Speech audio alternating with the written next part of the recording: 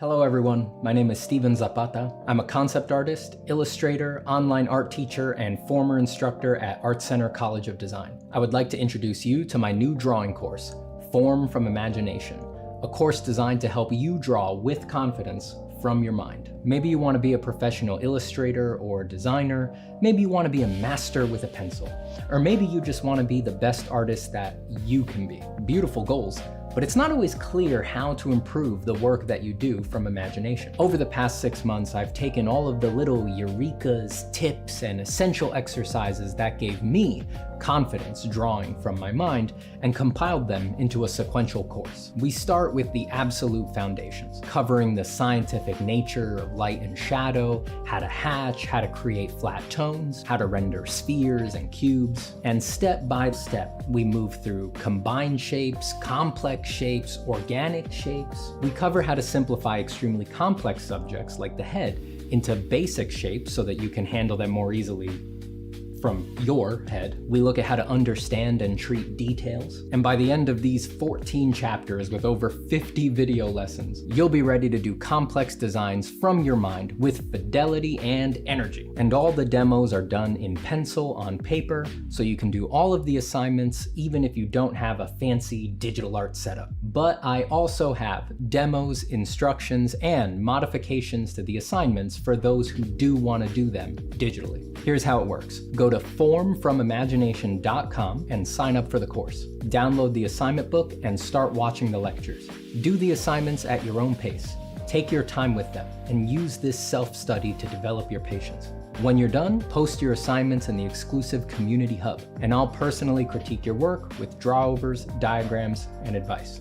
I want you to know, this course is no joke just because it's online. It is challenging content, and it is more complete than it would be if I was teaching this class at an art college as I have before. If I was teaching this class in person at Art Center today, I would just play these videos in class, knowing full well that they're the most concise, focused, edited, step-by-step way to convey the material. So I'm serious when I say, this course isn't just a substitute for a college-level course, it's better than a college-level course. And you don't have to pay thousands of dollars per credit and wind up hundreds of thousands of dollars in debt.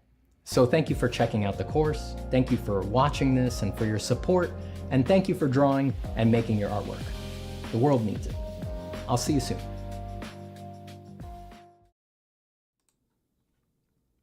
People, humans, great artists of the world.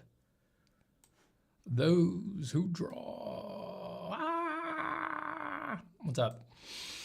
Let me check my audio levels here. Hello, my name is Steven Zapata. Here's what my waveform looks like when I'm standing up. And here's what it looks like when I'm head down looking at my drawing board. Let me move this. I don't think that's gonna work out. I don't think that mic position is gonna work out for us today.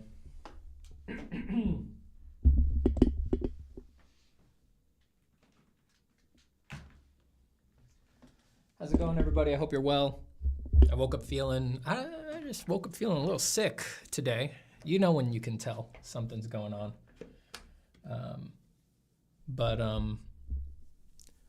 put out the interview with Dave Raposa this week, but I didn't want to not stream it all this week. And I usually can't stream on Fridays, so I'm just gonna take it easy today. It'll probably be a short one. Nothing intense, but I did want to stream. Let me reposition this a bit. Okay. Whew. I just feel run down, folks. I hope you're all well. Let me put on this sweater.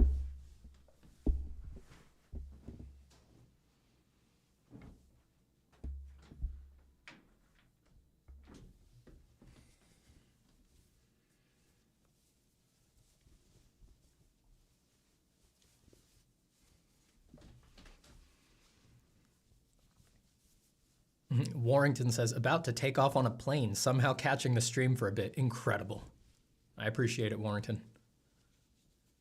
I wish you a good flight.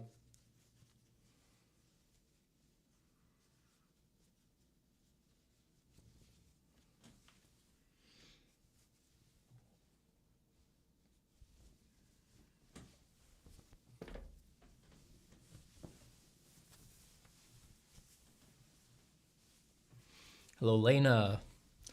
Hello, Anji Kun. Hello, drink water. Drink water. I was feeling under the weather too. Yeah, I know a bunch of people who think it's going around. I think it's going around. I don't want to drink any more of that. Get that out of my way.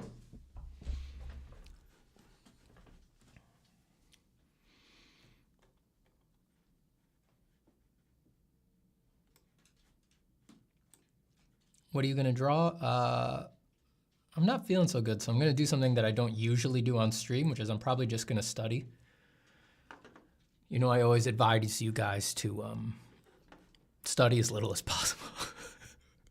I'm kidding about that. I recommend a balance that most people are on the wrong side of, where all they do is study and they don't do their own creative work. I advise fixing that, but there's nothing wrong with studying, of course. Studying's great. Studying is one of the most direct ways to get better, but it's got to be in balance. So I might just study for a bit. Let me, since I would be studying, let me put up what I'm drawing. Let me make a feed here for my reference. Give me a second.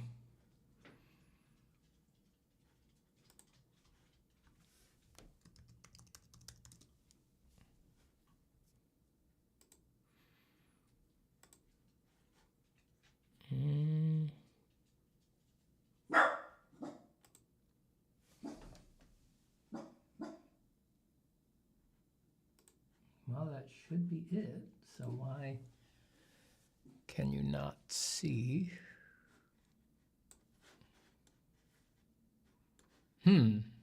That's interesting.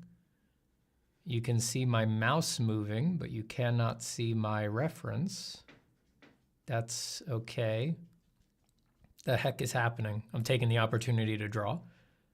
Okay, look, this is my reference on the other screen.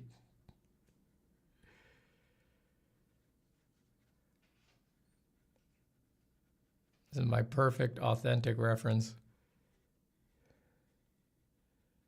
that I'm trying to capture. All right, I have no idea what the heck is going on. Let me you guys just see a black screen with my mouse repeated over and over again, right? It's not like you guys can see. I don't know what the heck is going on here. Let me delete this and see if I do it again, if that will fix it. Let me delete the other, maybe if I delete the other window captures that I have in my scene here, maybe that will help.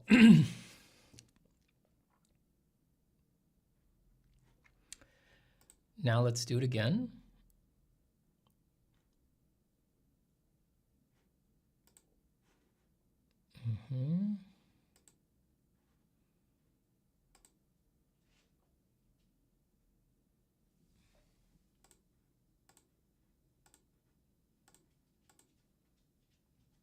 Okay. For some reason, something called capture method, when it's automatic, doesn't do it. If I set it to Windows 10, that does it. Okay. That way you guys just aren't totally in the dark about what the heck I'm drawing.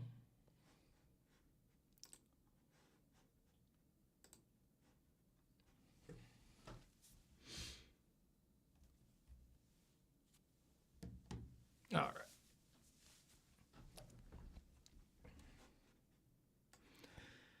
Put that over there. Let's put a little music on.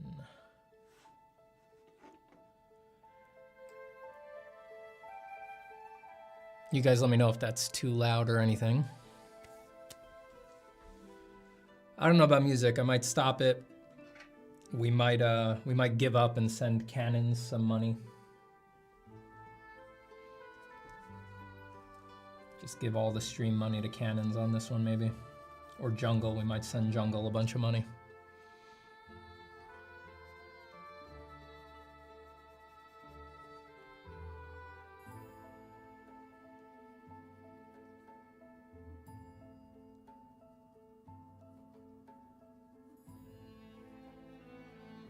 I'm starting with this very neutral expression, but what I actually have here on the study sheet more. Let me, 1 second. Let me make sure. I'm pretty sure this is safe, but let me just close this for a second while I make sure there's nothing YouTube will ban me for on here. And by that, I of course mean totally natural, God-given parts of the human anatomy. Okay, we're good. None are visible.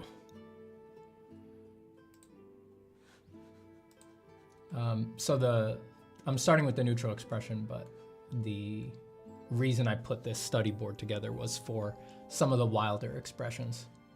This stuff, mouth open, screaming with head turned, these are tough expressions for me and not something that I've practiced a lot with the female face, so definitely something to practice.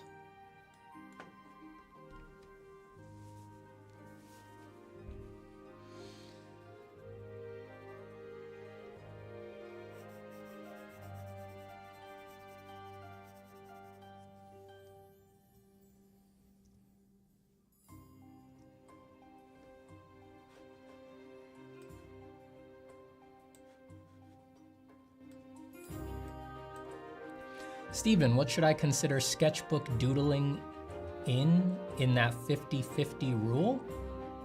All right, first off, sketchbook doodling, you should probably just consider it being creative. But I want to address a more meta thing about your question, which is that you're already veering too much into over-analysis. Like, if you reacted to me explaining something like the 50-50 rule so concretely that you feel the need to quantify and to go to an authority like me to quantify, all right, well, this thing that I like doing, sketchbook doodling, what part of that does that count as? That's no good. That's, you've gone too far in the, sorry, the music's too loud. Give me a second, it's distracting me. That's no good. You've gone too far in the other direction. Your mind has latched onto that too much, and it's subconsciously doing that thing where it wants art to be more objective. It wants art to be something that you can do right, and that there's a series of steps you need to do right, and you're trying to check these boxes. And oh, please, God, please just let me know that I'm doing it right. You're maybe not all the way there yet, but the way you frame that question is indicating that you are veering towards that. So cut it off, slice that right off. The 50-50 rule is not literal. Any rule in art is not literal. It's just a guide, and a medicinal guide. It's a guide to fix a particular problem that has arisen in the practice, but you can't cleave to anything in art with a lot of solidity like that. It's an illusion that that stuff works, and it's only gonna make you a worse artist in the long run. To be an artist, you need to be flexible and willing to improvise and willing to never be constrained by other people's rules, or else, well, you're just, you're not really making art then.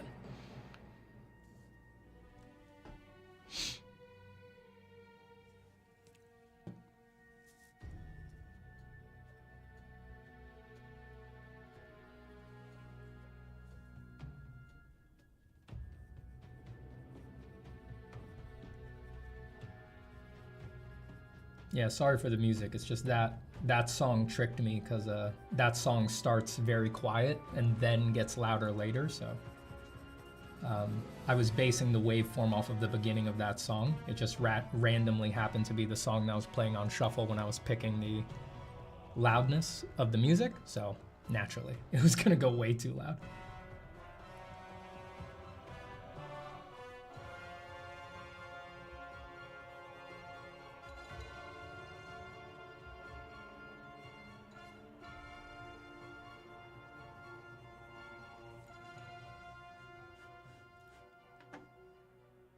I like the subtlety of the asymmetrical shape of her lip here. How the bottom lip is sort of getting pushed slightly off center to the right because the hand is compressing the mouth forms to the left.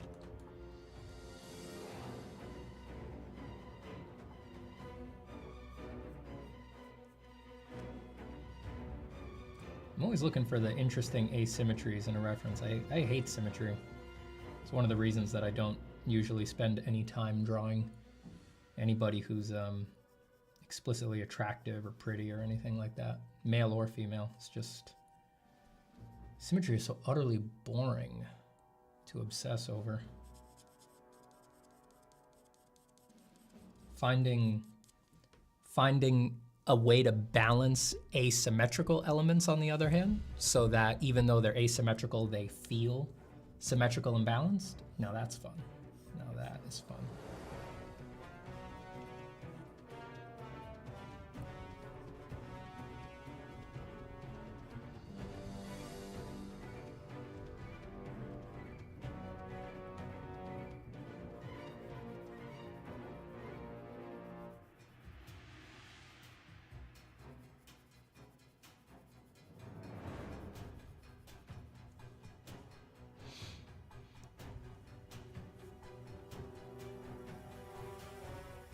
Have you worked on any games? Yeah, a few. Probably the most popular is Elder Scrolls Online. I worked on Elder Scrolls Online.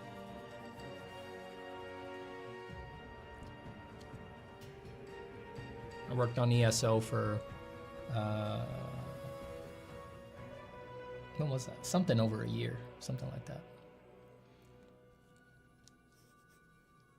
In that year, I think I worked on 3 of the expansions.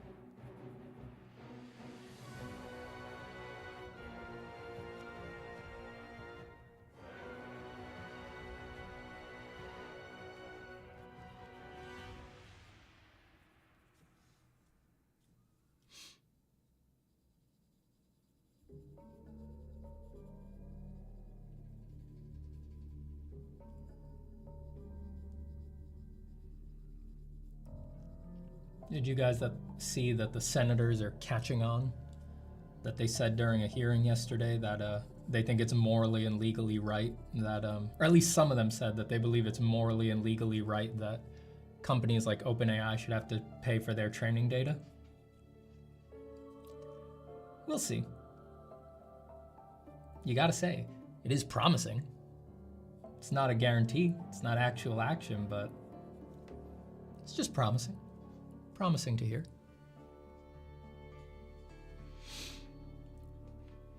How long does it usually take you to understand what you're studying on when drawing? Well, stuff like portraits, figures, I don't think there's a point of understanding.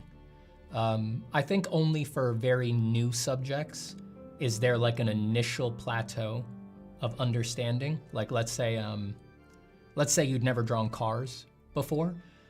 Yeah, it might, drawing cars for a month or 2 months or something like that will definitely, I would say, get you to a sort of revelation, like a eureka, that makes you kind of understand how to put a car together better.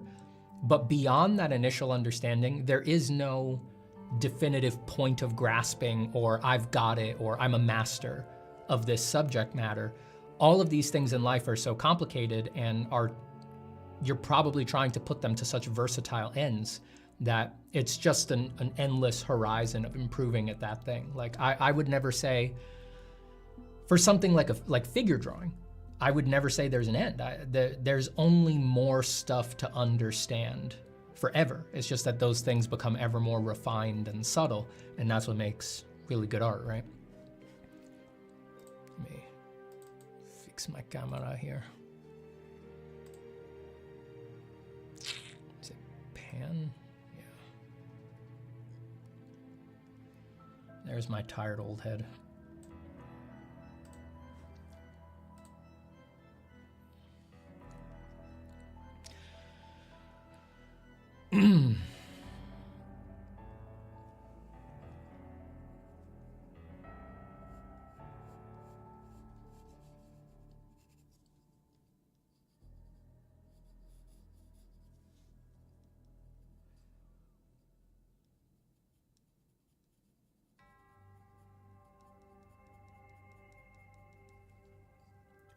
I'm working with a softer pencil. Softer is the wrong word when you're talking about pencils. I'm working with a pencil that puts down grayer, lighter marks than the one that I usually do, because it naturally makes me more non-committal, which is something I'm actually looking for while studying. My usual tools, even the pencils that I usually like to start with, do tend to go a little darker. That makes you think more committal. You start relying on your natural muscle memory flourishes to make the dark, high contrast lines look good. And when you do that, you naturally depart from the reference more and more, so you're less inclined to carefully analyze the shapes and the structures that are there. So for me, it's not going to be for everybody, but for me when I study, if I've got my wits about me, it's usually a good idea to use a material that slows me down.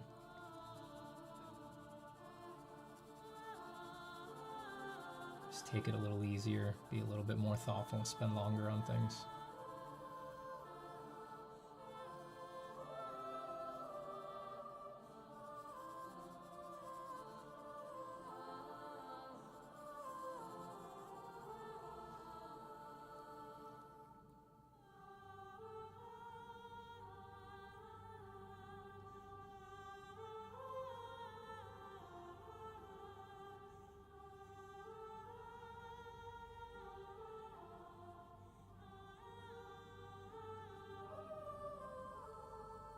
These photos are from Graphite Studio, by the way. This was the free reference pack that they sent out for the holidays.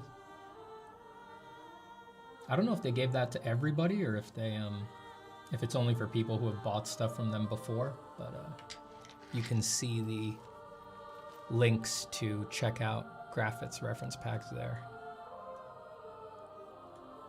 graphiteschool.gumroad.com.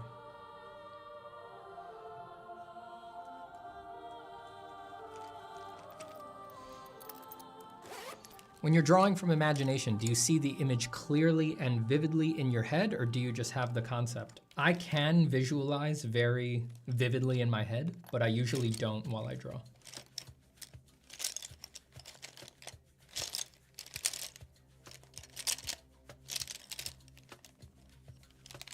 When I'm drawing, I just react stroke to stroke.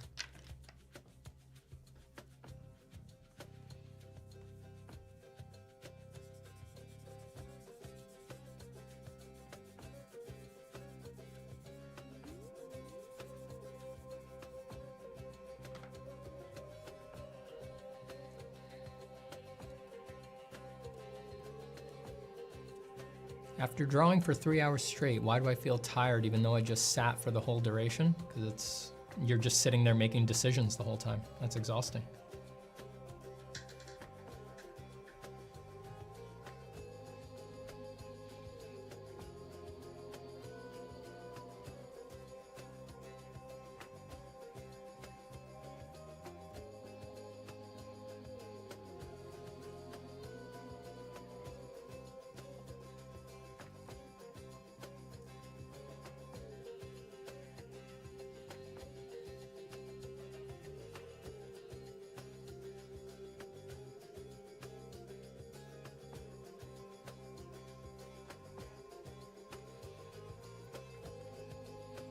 Hey Steven, I keep trying to do portrait drawing, but I keep struggling to do realistic studies. Any advice? You're watching my advice right now.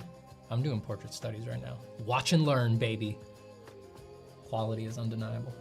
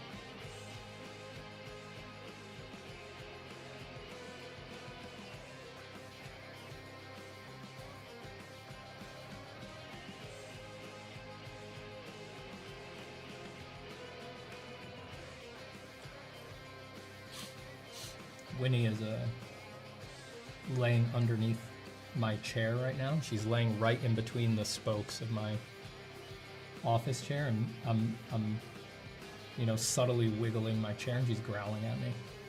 Like, well, you chose to lay there. You chose to be like, oh, you know where I want to lay down? Between all 5 wheels of this chair. That's my problem? That's my problem that you chose that?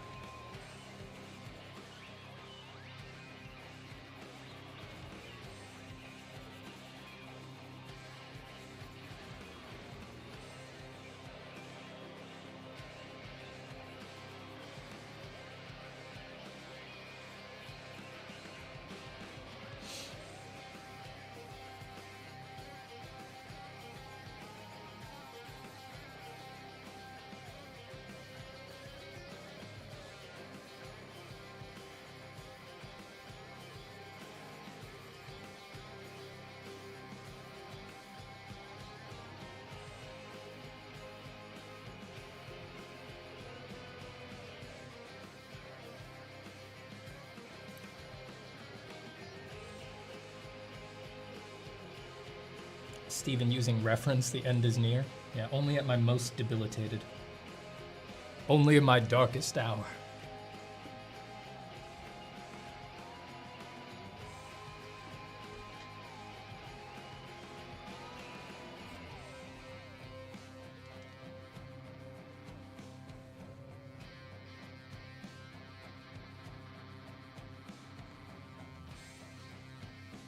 That's Purif, yep.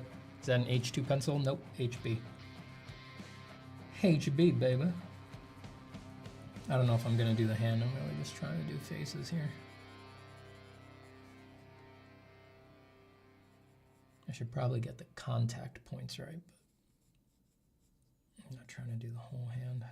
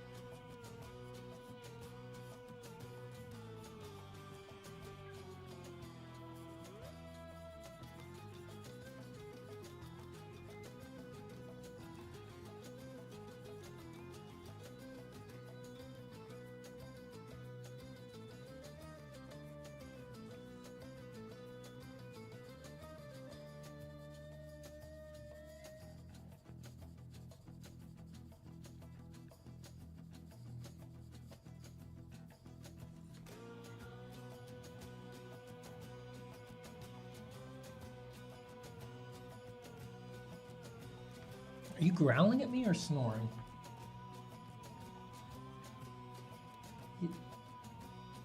It's like she willingly put herself in like a medieval torture device. Her head is up on one of the spokes. All 4 paws are right underneath wheels. Like if I move an inch, I will harm her. Go. Winnie, Winnie, go to bed. Go to bed, Winnie. Go on. What the hell is wrong with you?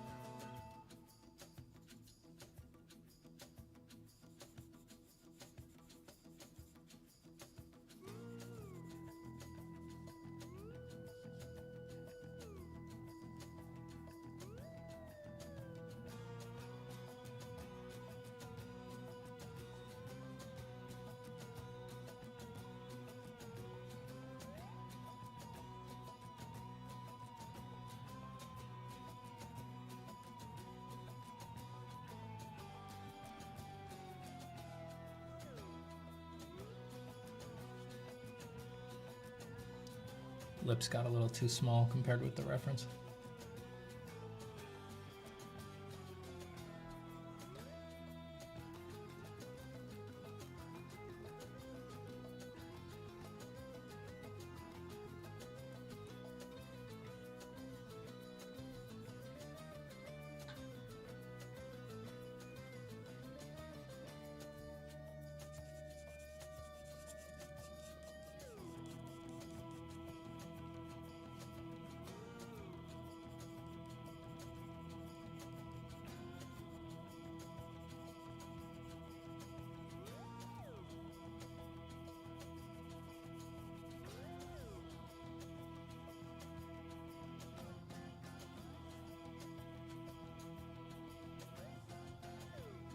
The hand in the photo looks so odd to me.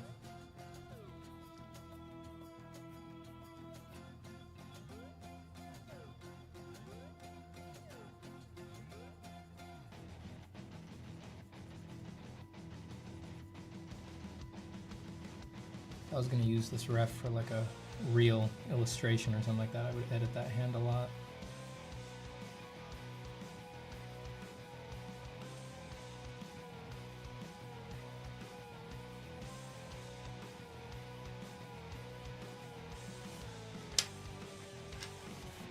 Any advice on accuracy when drawing from reference? If you want accuracy, just use a grid. I don't, it depends what you want out of your art, but you need to be clear. You need to be clear about what you want out of your art, and you need to structure your studying to just focus on that, on what you actually want. So for example, I don't draw that much from reference when I'm doing my real work. So I try to not at all worry about things that go wrong when studying from reference that that have no analog to working from imagination. And one of those is accuracy to the reference in terms of proportion and placement, right? Like any mistake that I've made that amounts to an analysis like, oh, well, when I look at the reference, that eye is a little bit more to the left, I need to move it more to the left. Oh, the lips are not as big on my drawing as they are on the model, right? Those kinds of thoughts for my practice are almost useless. They're really not that helpful because I have no frame of reference for that when I work from imagination. So I don't worry about it. What I worry about is, if I'm gonna worry about something like that, I worry about an underlying misunderstanding of structure, right? It's less about a 2D comparison to the reference and more about what am I not understanding about the skull that is making me put that eye too far to the left, you know, that mouth barrel too high up, too low down, something like that. I think about it in terms of that. And instead, what I usually go for from reference, again, from my practice, is do I have the energy right? Do I have the gestalt right? Do I have the emotion right? Do I have the more ephemeral things right that I'm trying to get from the reference?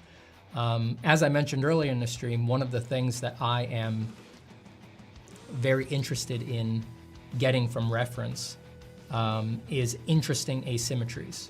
You know, things that if I drew them out of my head, I might instinctually feel like that's wrong. That's not how you're supposed to draw that. But then when you see it in reality, you see that it is possible, it is a thing that actually happens.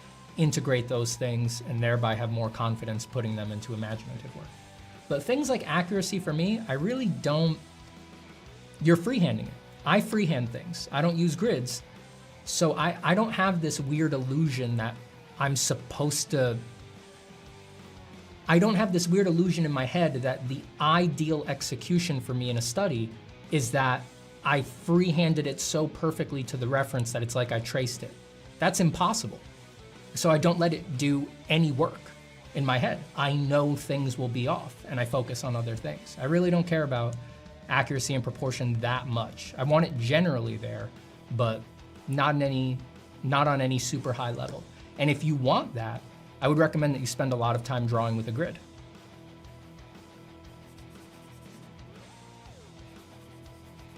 I've done that in the past. I've used grids in the past a lot, back in my early training days. But they teach you a lot about the basic alignments and things like that. But at a certain point, you gotta move on. If you're trying to draw from imagination.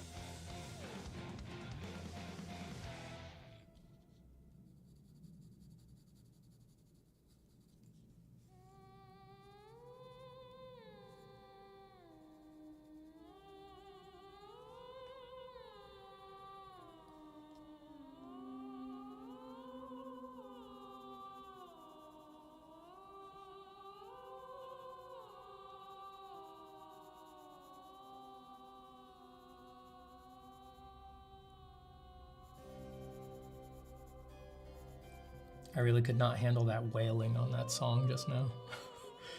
I'm too sick for wailing. I don't know why, but that made me feel like seasick for some reason. I was like, oh.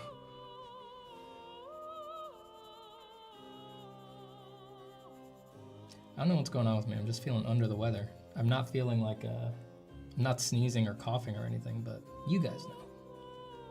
You know when you wake up and you're like, uh-oh, something's wrong.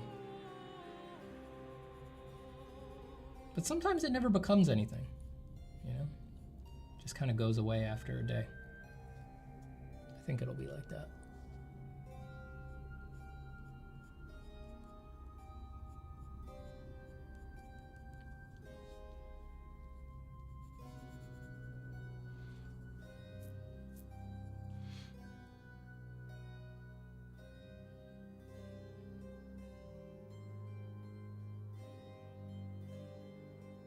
Yerm says, what pencil are you using? Do you use 6B to render your pieces or just HB and 2B? I do most of my work with just HB. I always have a really dark pencil around to do like dark accents and really, really dark shadows, but in terms of time spent touching the paper, the middle grade pencils do the vast majority of my work. HB is my favorite. I can do whole drawings with just an HB.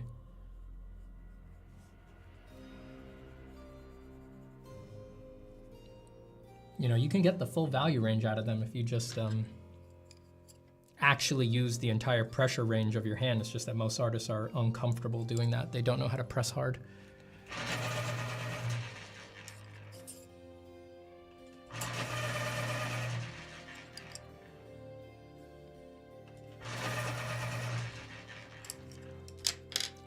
Steven, you drew yourself as a girl. Quit thirsting, guys. I know, I know.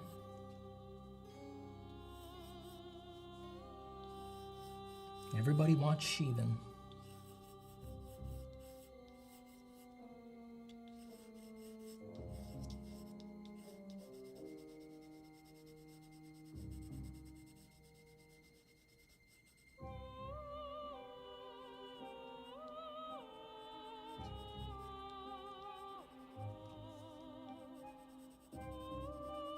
Oh, they all want Shivan.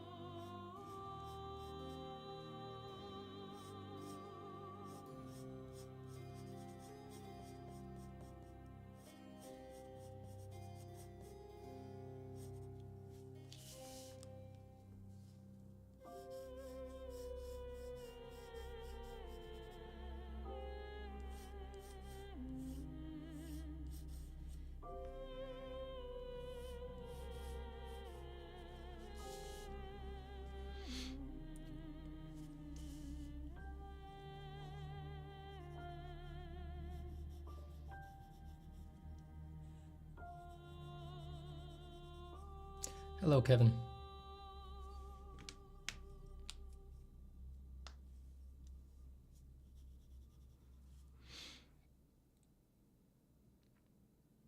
Stephen, do you have any recommendations for using a reference as just a reference rather than copying it? You need to spend a ton of time drawing from your head.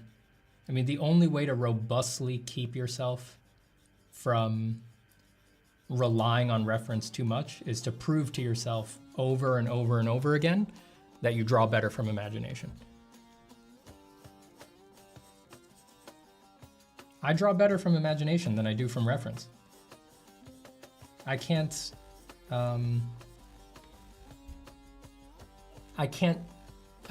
beautifully finish a work from reference. I've never been able to. I don't have anything that is just a straight down the barrel. I don't have anything in my portfolio, anything I've ever done that's finished, that is a straight down the barrel depiction of a reference. It doesn't look good. It doesn't come out good. And my standards are different because I've shown myself over and over again that even if a reference is utilized in a piece, there needs to be a huge amount of imaginative elements, or I'm not gonna get it done. I'm not gonna get it done. It's not gonna reach the possible level of quality that I can hit. I don't really know why that is, but your favorite artists that are heavy on imaginative work, almost across the board, right? I feel like this doesn't get talked about a lot, but they work better from their head than they do from reference. That's why they do it. A lot of the time, that's why they do it. So you need to spend a lot of time working in your sketchbook, just working for yourself, just happily doodling away and drawing your own stuff and proving that to yourself over and over and over again. Again, I'm not saying that you don't utilize reference, but you need to show yourself that the imaginative part is actually where the energy, where the verve, where the power is in your art. You've got to show that to yourself over and over again.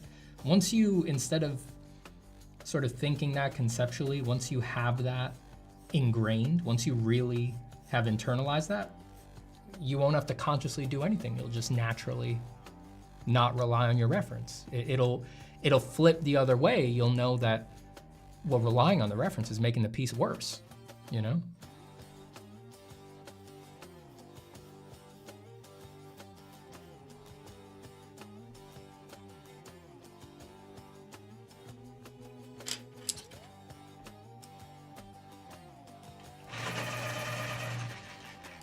Does the imaginative work make it more enjoyable process than from reference? For me, but that's not the case for everybody.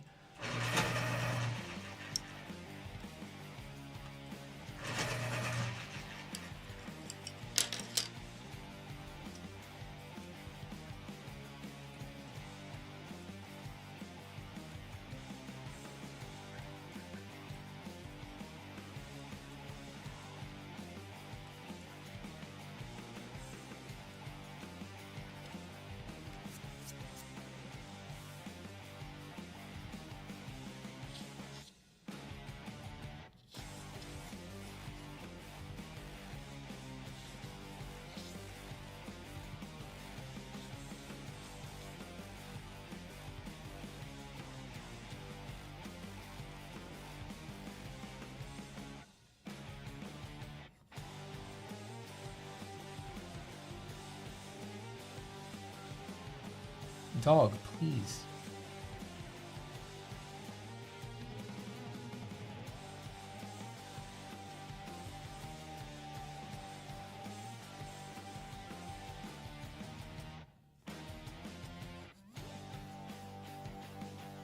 Winnie.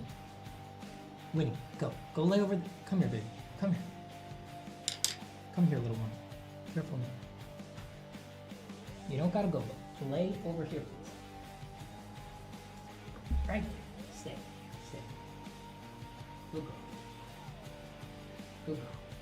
Stay. Lay down. Lay down there.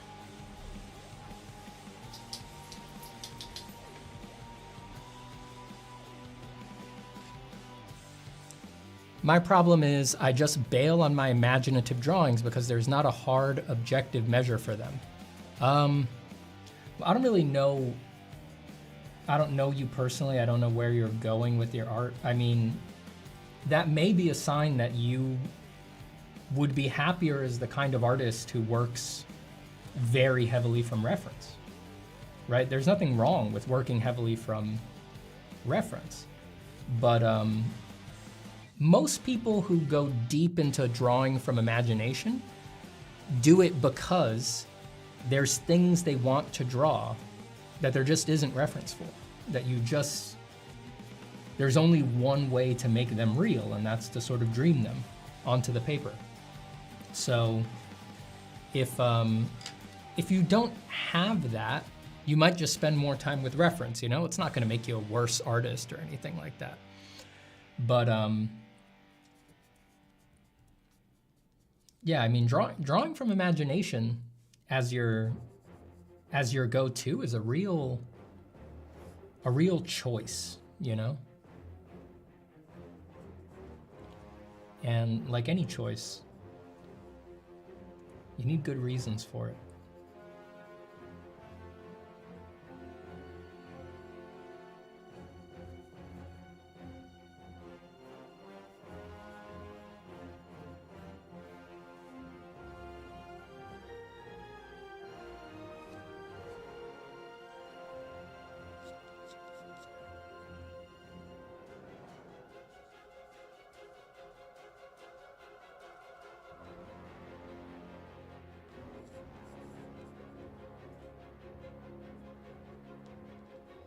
Very slow, very light, very non-committal. Trying to understand shapes that I don't normally draw, forms that I don't normally draw.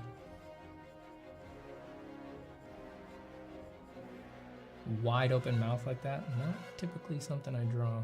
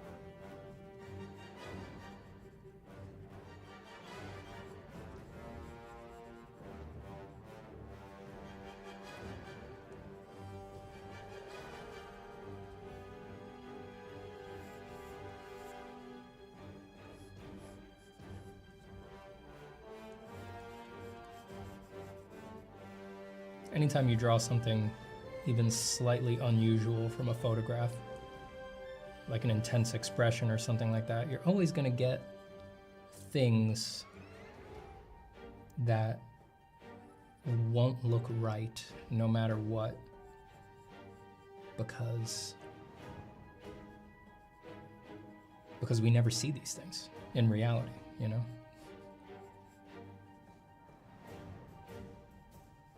It's like you'll see a friend or something like that make an expression like this once a month, if that.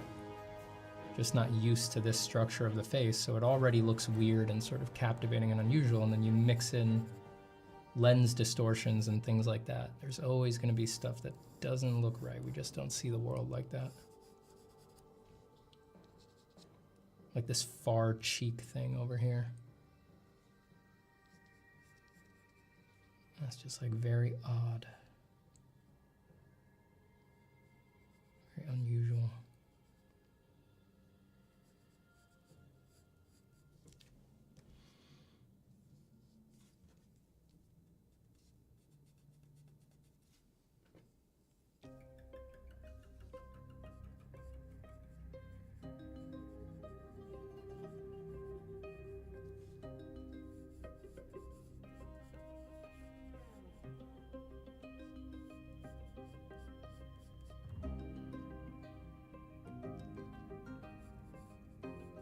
The size of the open mouth is confounding me.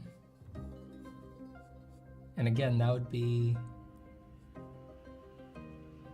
easiest to solve by taking a proportional measurement, you know, taking your pencil, being like, how big is the size of the mouth compared to the size of the bottom of the nose to the top of the brow, something like that. You know, if you're in a life drawing class, that might be how you want to solve it. But I'm going to resist doing that because when I draw from imagination, I don't have anything to proportionally measure off of. So that's kind of a useless solution for me. It's a longer road to hoe, but this is how I've been studying since I was 14 years old, and it got me this far. So I know it works. It just takes much more patience and a lot more volume.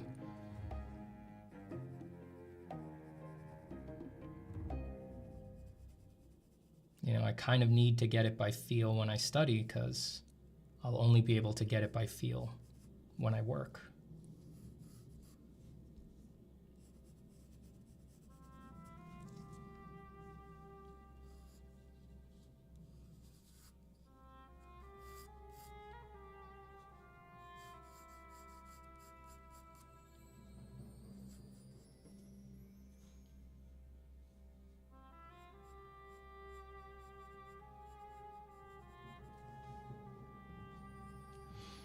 Hey, James.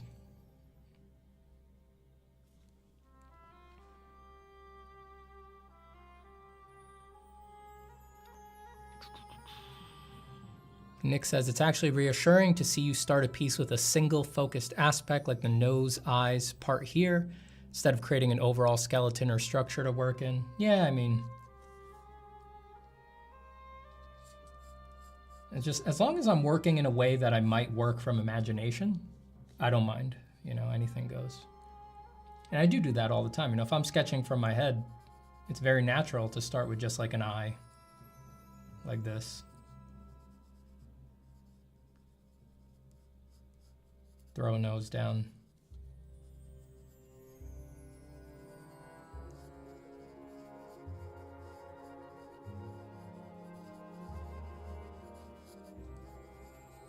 Like, I know I naturally draw like that my intuitions take me that way, so I'm totally comfortable just drawing like that from the reference as well. You know, I'm trying to keep it, always trying to keep my studying one-to-one to something that I might actually do on my own when I'm being creative, you know?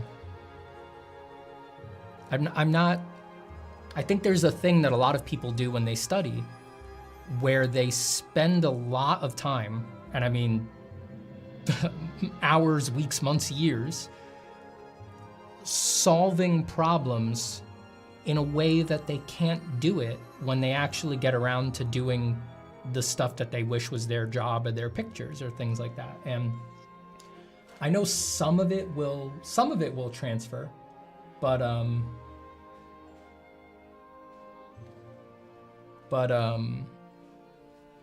don't know, for my money, it's never quite made sense to me. You know, I want to practice the way that I actually plan on drawing. So,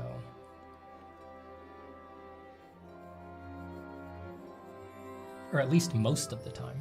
You know, there's always a good reason to take detours into stuff that's just completely different, you know? And like I said, I have spent some considerable amount of time drawing with grids and, you know, taking alignments and stuff like that.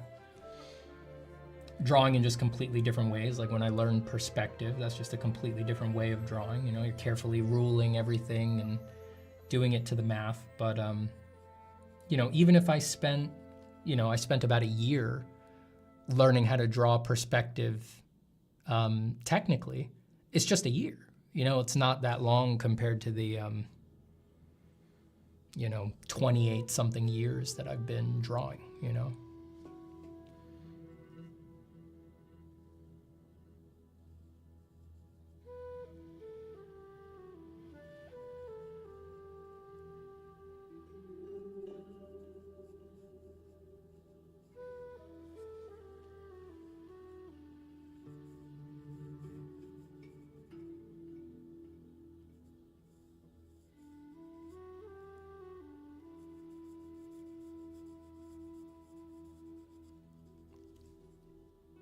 I've gone so far as to spend quite a bit of time doing true memory drawing. That is to say, I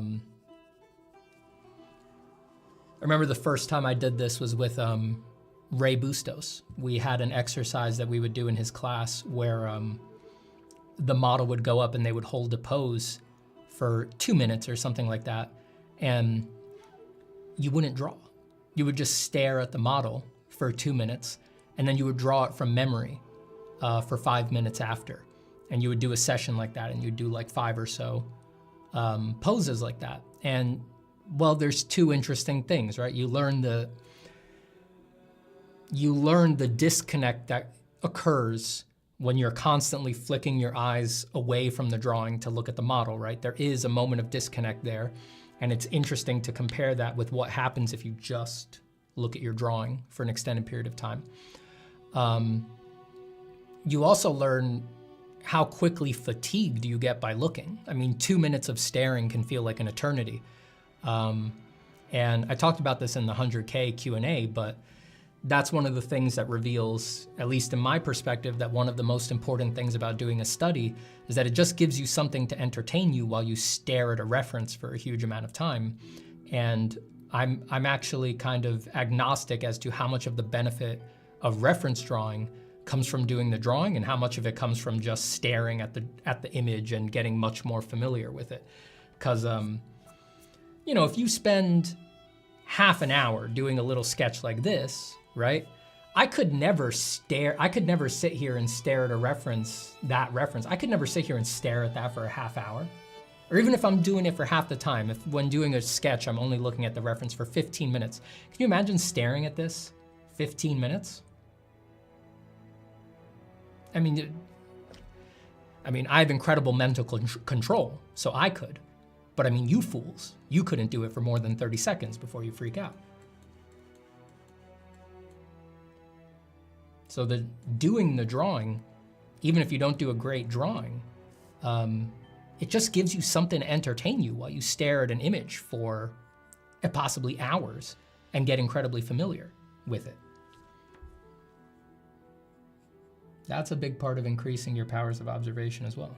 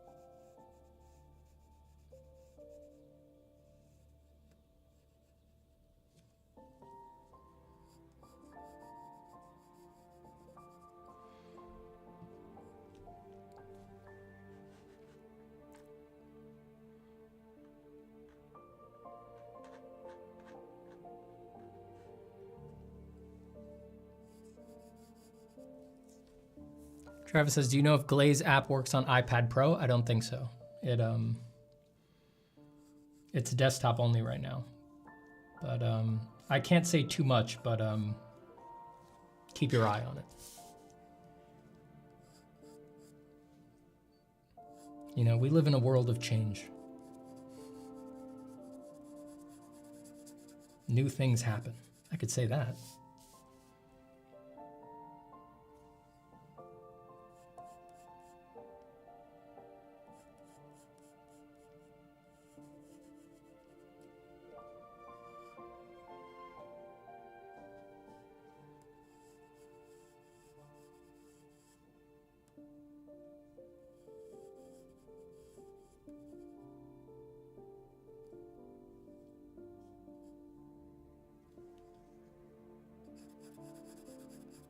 Too much of a hard corner on the jaw down here.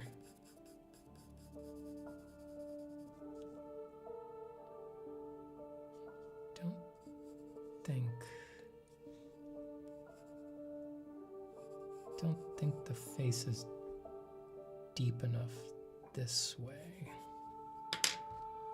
And that's usually a problem for me, so if I feel that way, it's probably true.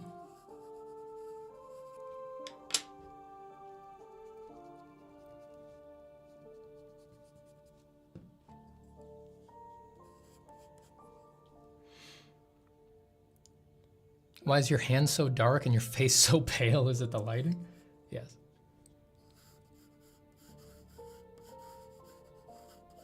The lights are angled in such a way that I need it a little dimmer on the paper, else there's a lot of glare coming off of the graphite. So the lights are kind of pointed more at my face so that they only kind of graze the paper surface. So you are very correct. There's a little inside baseball for all of the very kind people who email me very often about my setup, and I can never get back to them. I get a lot of emails that are like, holy God, I want to record my pencil drawings and it's so hard. What's your camera? How do you position the lights? What do you do? A, B, C, D, D. Also, I change it constantly. It's very hard to get an ideal system going in it. It really depends on like your particular room, I think, so. I don't have any secrets. I'm just constantly experimenting with how I position the lights, position the camera, position my drawing, do my settings. It's always changing.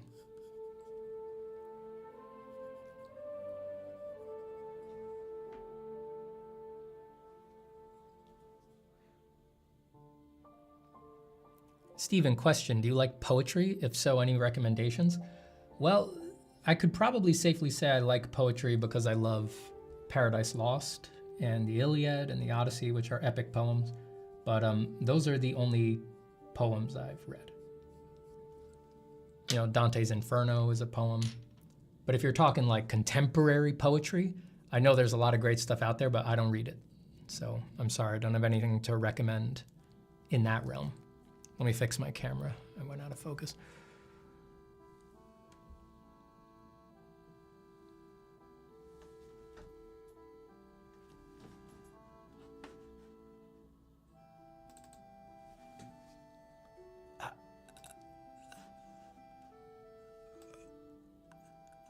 Okay.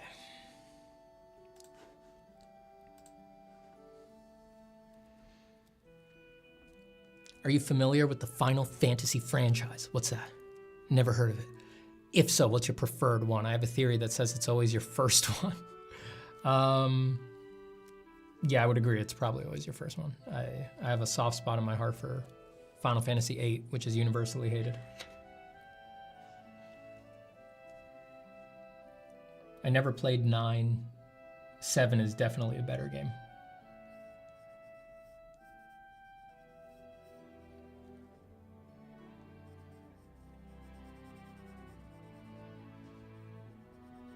I only played 7 and 8.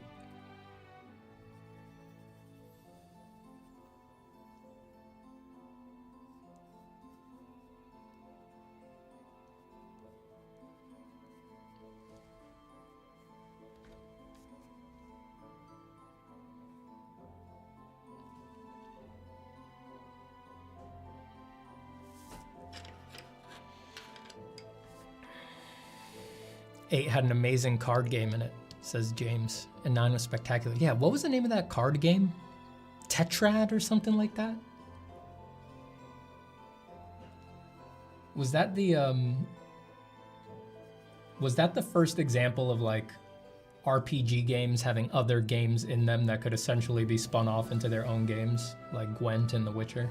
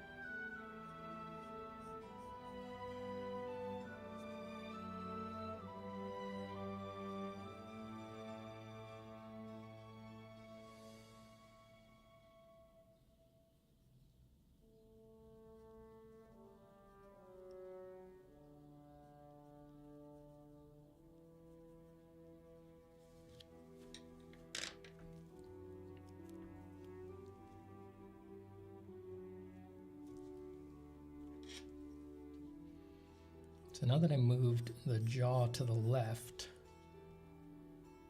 I think I need to move this eye to the left.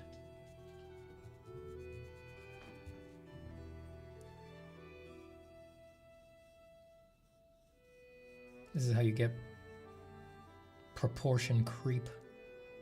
You move one thing, throws everything else off. You just wind up redrawing the whole thing part by part. Find yourself in a drawing version of the Ship of the Argonauts philosophical problem.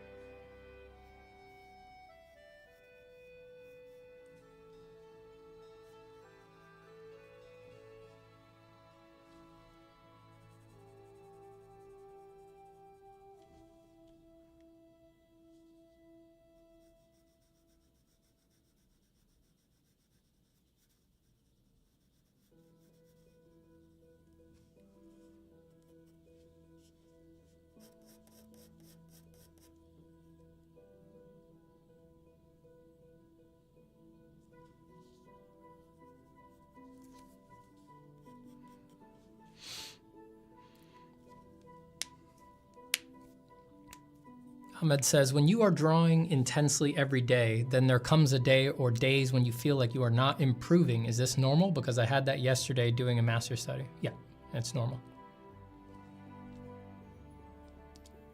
I just want to hear Steven's take on my question. Not much of a take. I mean, there's just not, that's just not weird, you know? You're not always going to feel like you're improving, especially the longer and longer that you draw.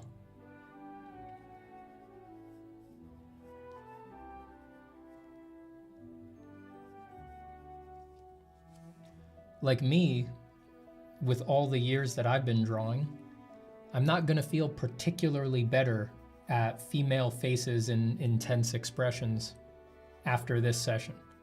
I would need to do several dozen studies to feel appreciably better at it.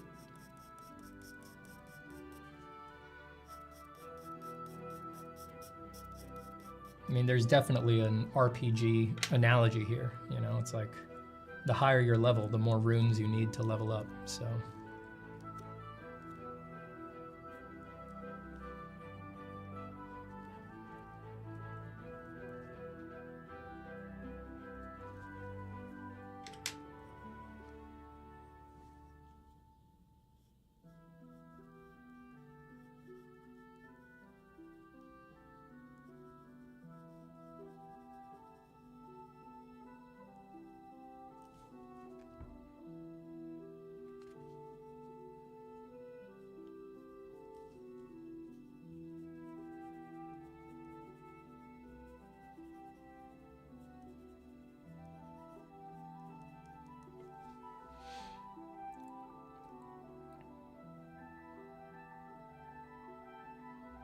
Is there a way to improve my lines other than repetition, or does it rely on hand position also and I have to rotate the paper? My hand just doesn't follow my brain sometimes. Yeah, I think repetition is, there's little things you can do, like just getting used to that good angle that works for you, and yeah, rotating your paper a lot, but it is just at a certain point, it is just a mechanical function of how many times you've done it.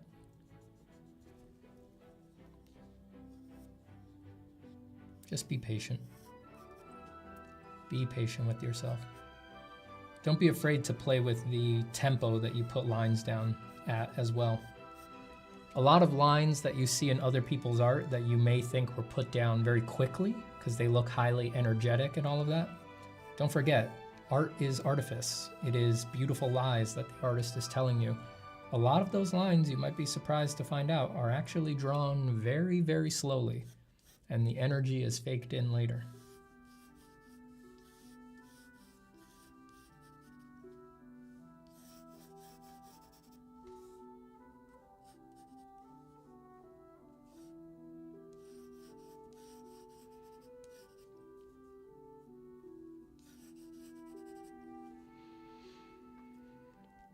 What kind of paper you're using? This is not my usual. This is watercolor paper, just because it was out on my desk when I sat down. It's a good paper. What is it? Fabriano Studio Watercolor. It's the hot press. Yep.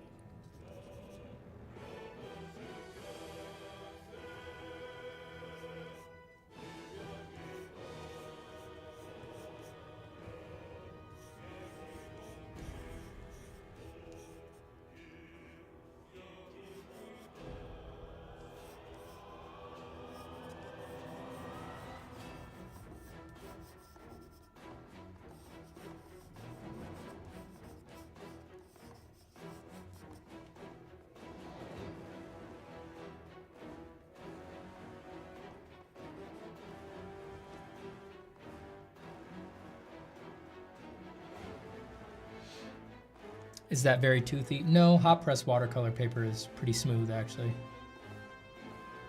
Cold press watercolor paper is rougher.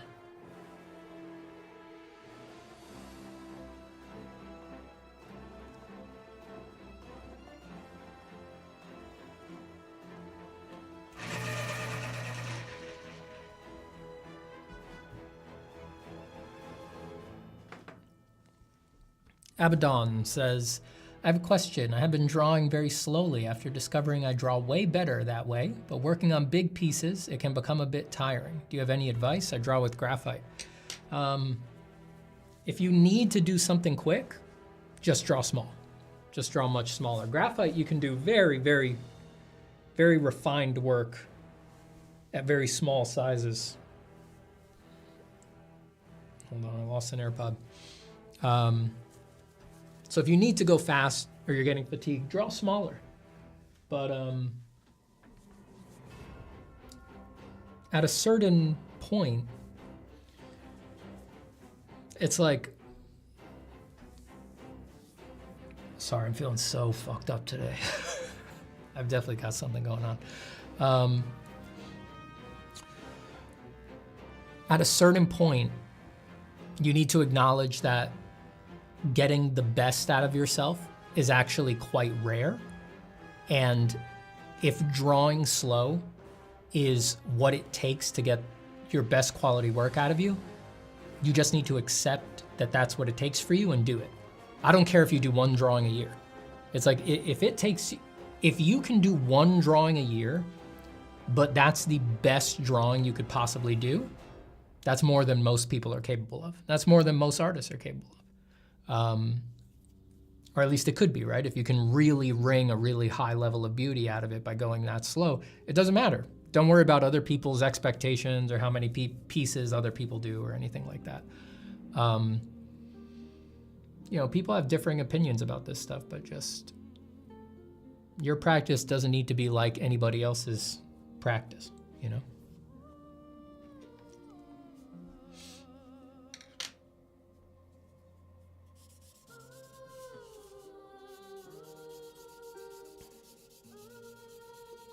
There's a,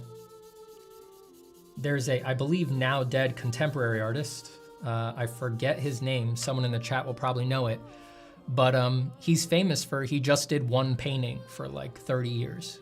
He just, in basically invisible paint, wrote every number from 1 to 1,000,000 on dozens of canvases. He just wrote them out. And he would like read them into a tape recorder as he wrote them. That's all he did. That's all he did. And I don't know if he made any money off of that, but he has video essays made about his art and you don't. There's probably nobody in this chat, all artists here. There's what, 230 people in here. Most of them are artists. I would wager not a single one of us has had a video essay made about our work that isn't one we made ourselves about us. So maybe just take your time and do whatever feels right.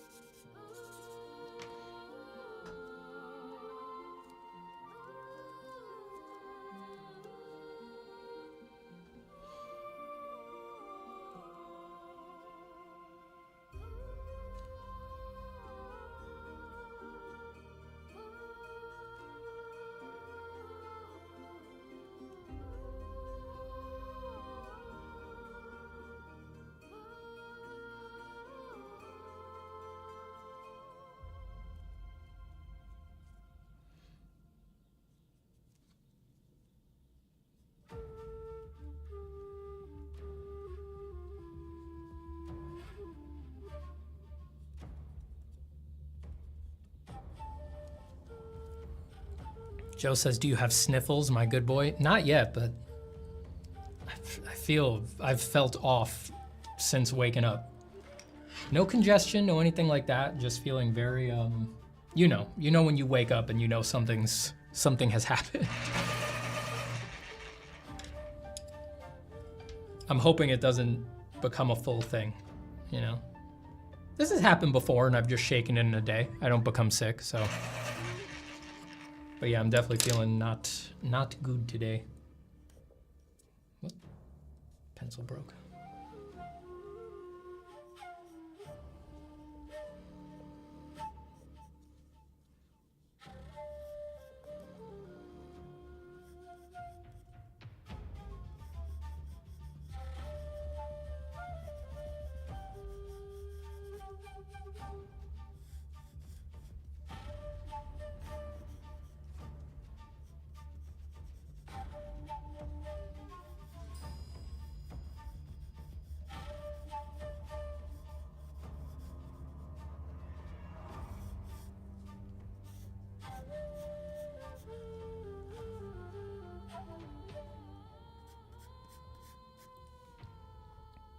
Yeah, thanks, you're right. I did my best drawings best year, finished 2 to the point I felt like they were really finished, even if they took more than 2 months. Listening to you for tens of hours helped. I'm glad. Yeah, you gotta, we get really, we get really caught up thinking that we need to work like other people. And by the way, usually when we're doing that, we're thinking we need to work the way we think other people work. And usually we're off about that. They actually work in a different way and they're not telling us everything. But yeah, that just leads us astray. Like, you need to just try to make the best quality pictures you can, the best quality art that you can, and it doesn't matter how long it takes. And you know when you're shortchanging yourself. I mean, you're either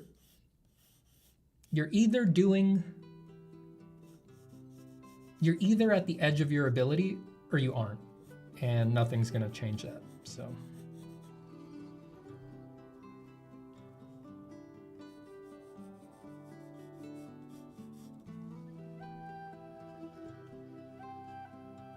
I'm not saying you always need to be dashing yourself against the rocks of art, right?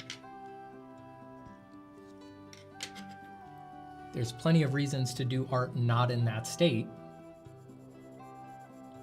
You know, if you're consciously trying to use art to heal you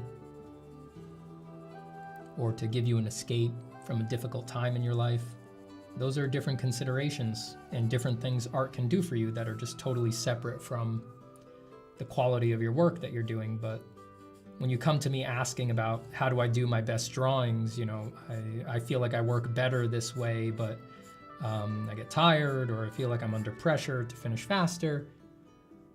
Within that context, yeah, for most artists, you're only ever going to do your best work if you take your time. And you deceive yourself about that at your detriment.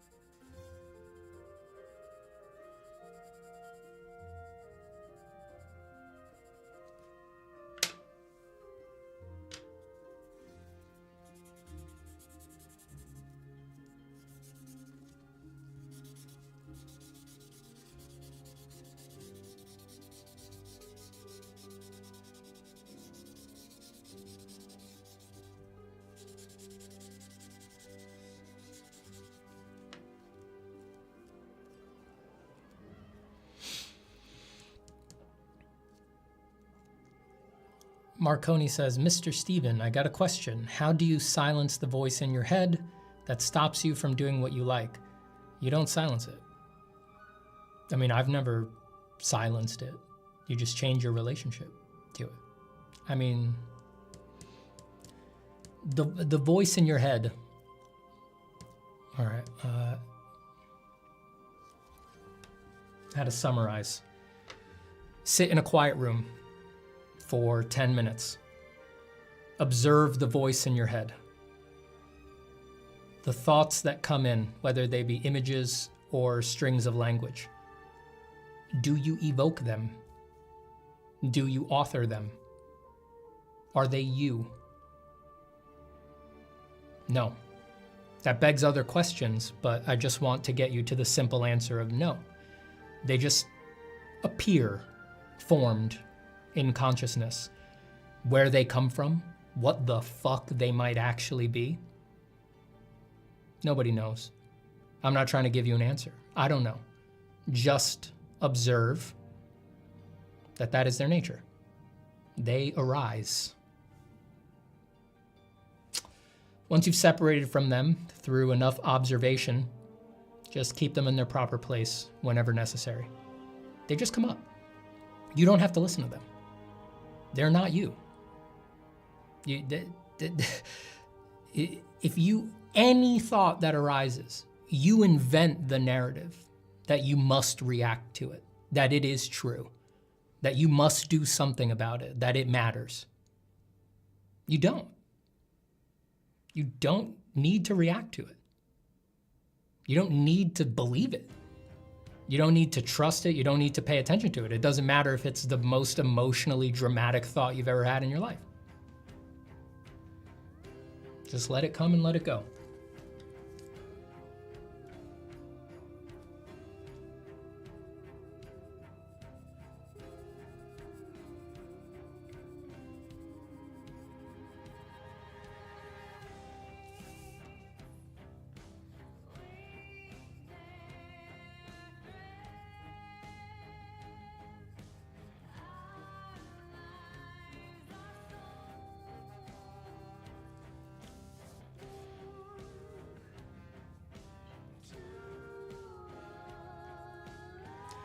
Vincent Van Gogh says, Steven, I have a question. How can we feel more comfortable around our bad art? Every time that I look at my art, I feel afraid and not good enough. All right. I talk about this one a lot, and it's a primary frustration of mine. So every time it comes up, I need to try to think of a new way to kind of come at it, to try to make it land for people. How can we feel more comfortable around our bad art? Every time that I look at my art, I feel afraid and not good enough. Joe says, that music is dope. What is it, please? This is from the Hades soundtrack. It's In the Blood. Oh, okay, maybe this is a good way to think about it, right? How can we feel more comfortable around bad art? I can speak from my personal experience, right? I don't think this is good. These drawings to me are mediocre, bad, uninteresting. Like I could label them with a bunch of crap, right? I don't think these are great drawings. Here I am. I'm doing them in front of 230 people. Do you think that feeling that way about these drawings, when I sit here sometimes, like we were talking about in the previous question, the little voice doesn't float into my head? Like, Steven, what are you doing? You're an artist. It's all about your clout and how good you are and how good people are gonna think you are. You're doing bad drawings live on stream with people watching. Maybe we should bail out, something like that. Who cares? It's just a thought. I choose to just be utterly uninterested in those thoughts. Where do those thoughts go? Nowhere. It's just gonna make me go to the kitchen and make a sandwich. It's not gonna make my life more interesting. It's not gonna make me better at anything. It's not gonna lead me to anything that I'm interested in doing. And it doesn't matter how long you've been drawing, you're always going to feel like most of the art that you do just isn't great. because your taste, your refinement, what you know you're capable of only increases the better that you get. You're always going to be dissatisfied with most of your art. Most of it is going to be our bad art. So you just need to, acceptance is barely even the right word. It's just like, you've got to grab your brain by the handles and turn around the way that it looks at everything about art and how you position yourself to art and your own thoughts about how good you're supposed to be, what it means for you egoically, all of these things. One of the things that I talk about a lot on here is, here's another reason that I'm not gonna shy away from doing mediocre drawings live on the internet, right? I'm exactly as good as I'm fucking supposed to be.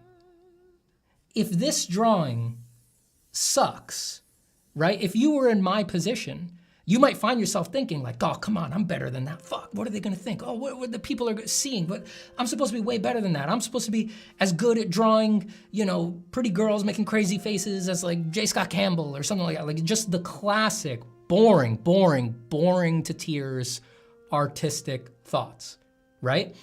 But that is an illusion. That is a lie. Every time I have any thought like that, as I said, I have a stance of just, I don't care about those thoughts. I ignore them. And the other thing is, I'm exactly as good as I'm supposed to be. This drawing, it looks exactly the way it had to. Now, people who've been around for a long time know that I have other philosophical positions around this stuff. I don't believe in free will, interesting relationship to determinism.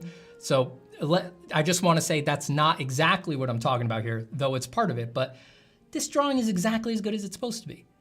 It's that good because I've practiced that subject matter that much. Too much, too little, something like that, right?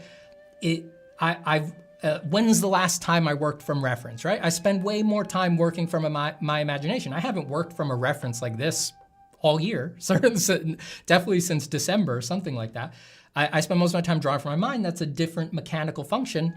I need to get back into it or something like that.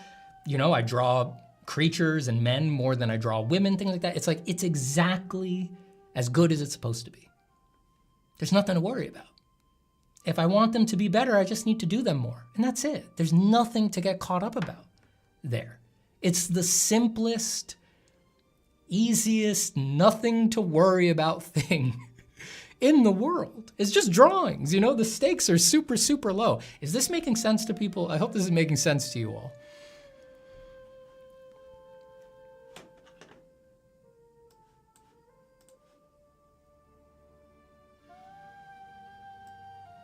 Hello, Iron Penguin.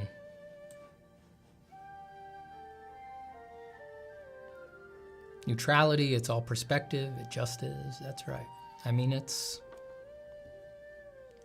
borderline philosophical stuff, but yeah, you're making art, right? So of course it's gonna be philosophical. You're making art.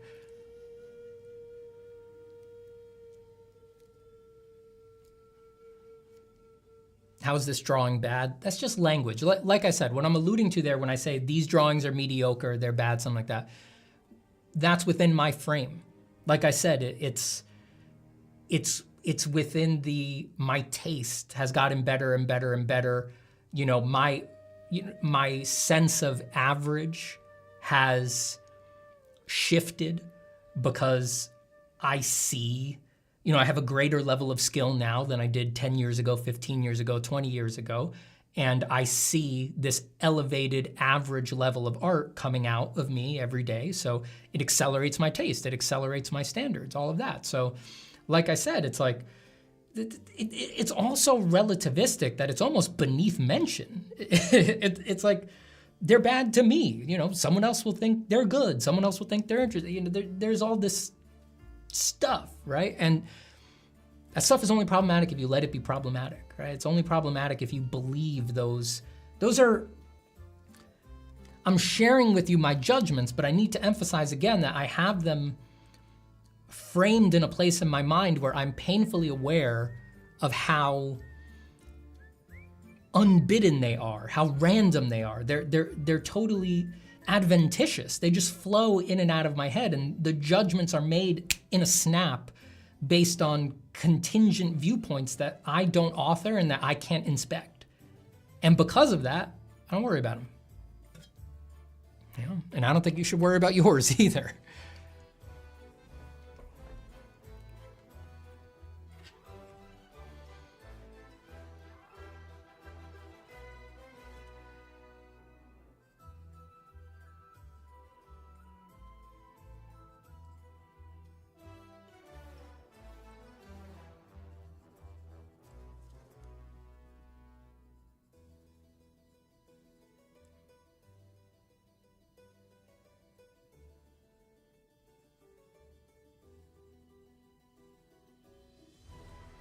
Ooh, after I get worked up like that, my head is swimming when I look back down at the paper.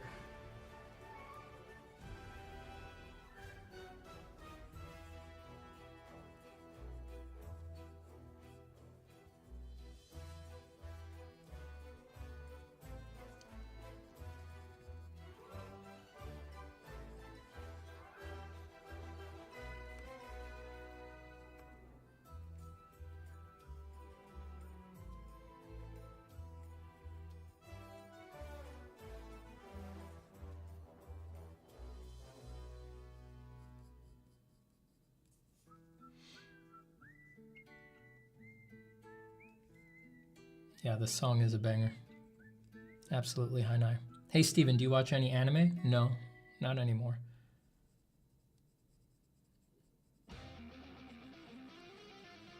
Haven't watched anime since I was a kid, really. It's the last anime that I watched. I checked out a few episodes of the One Punch Man anime when it was hot, when people said it was crazy well animated. It is very well animated, but yeah, I don't watch anime.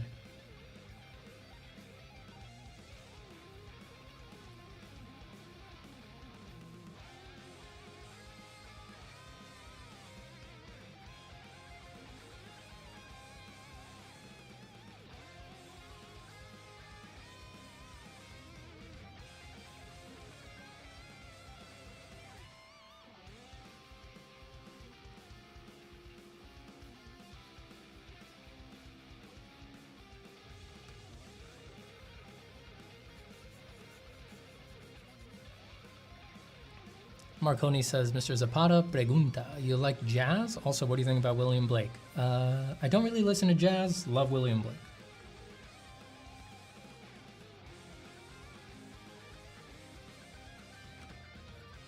I've been to a jazz concert or two, but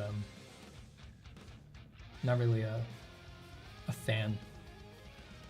I mean, it's good, I never became a fan. I don't think I could name a jazz band right now. Not even the ones I went to see, unfortunately. It's been a long time, I don't remember the names.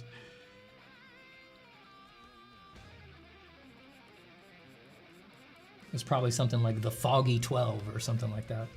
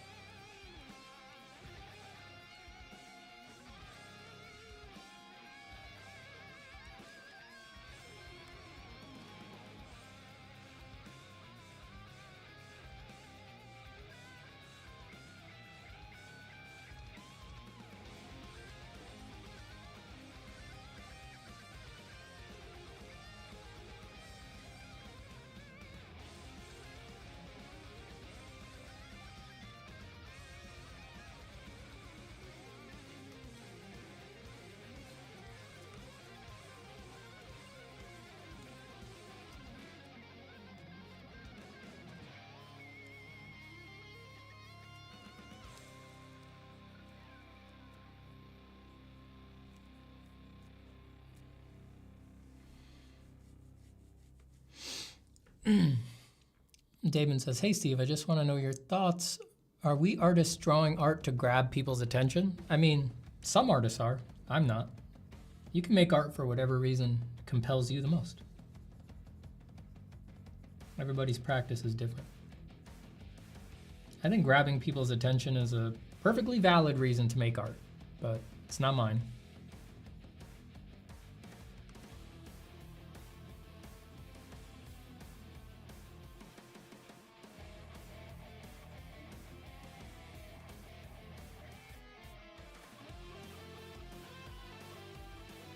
There's only one reason I make art. To commune with God. And that's the only reason I'll ever have.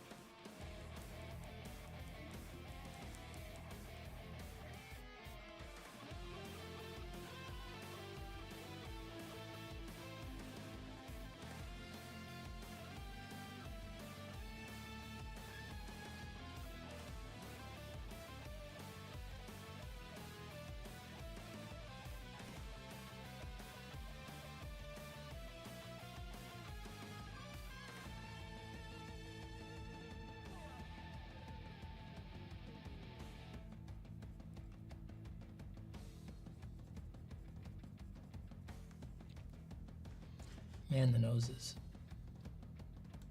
weird when it's getting foreshortened like that, and the mouth is pushing it up.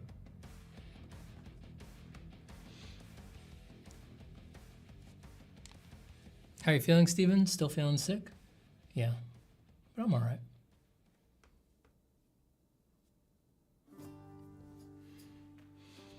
Steven, what's your favorite book? I have a lot of favorites.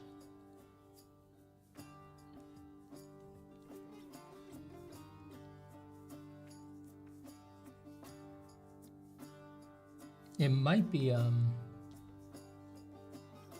The Passenger by Cormac McCarthy, which is exciting because when I finished The Passenger and Stella Maris and I closed the lids, it's two books that are basically one book, but when I closed Stella Maris, and I was like, is that the best book I've ever read? That was an exciting feeling because, you know, I'm old. It's nice to experience that you can still get new favorites, that you're not a slave to nostalgia, because I was starting to worry.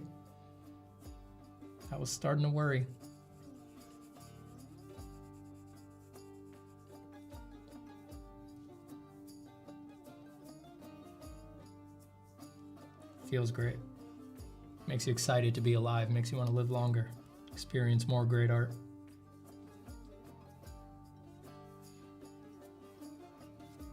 Hey, Sen. Yep, Hades is great soundtrack.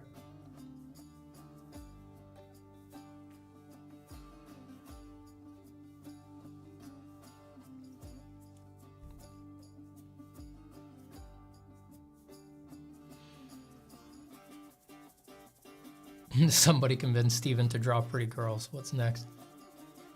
It's funny that you guys think I like never draw girls.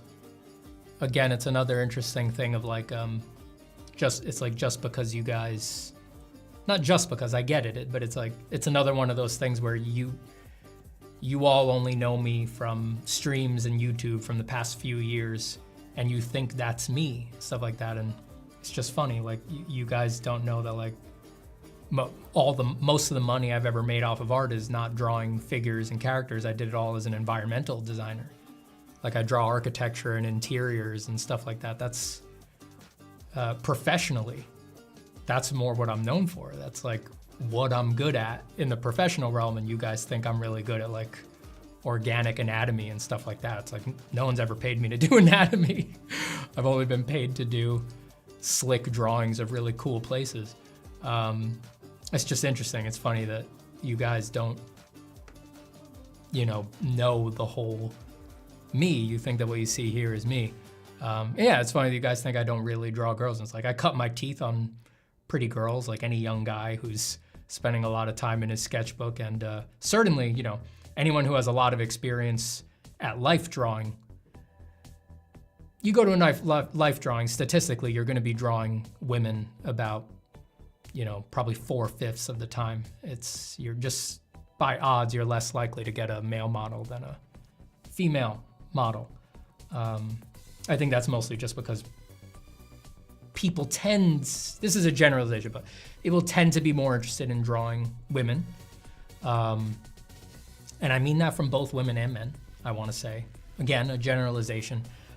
So the people who hire the models will tend to hire female models. When I found out we were gonna have a muscular guy as a model, I was like, yes, just finally, a chance to practice my anatomy, but yeah, I've spent hundreds to thousands of hours in life drawing classes, and most of that has been spent drawing women, drawing girls. So it's just interesting. It's interesting that you guys, it's just interesting. Again, it makes perfect sense. There's no reason why you guys wouldn't know all of me. That's the way the internet works, but it's just interesting to me from my side.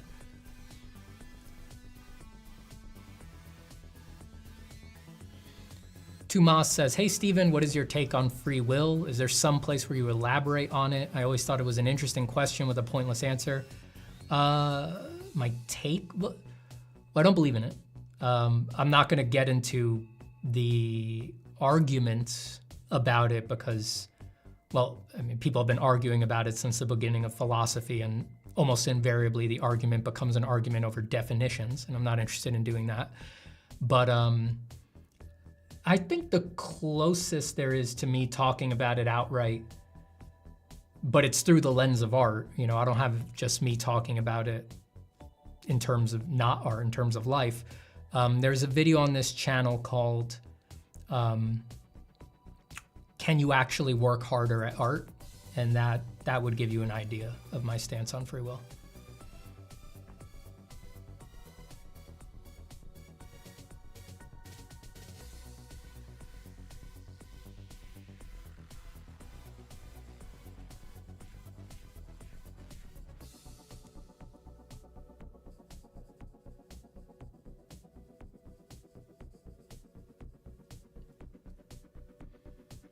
If I remember correctly, that video starts with me saying, I don't believe in free will.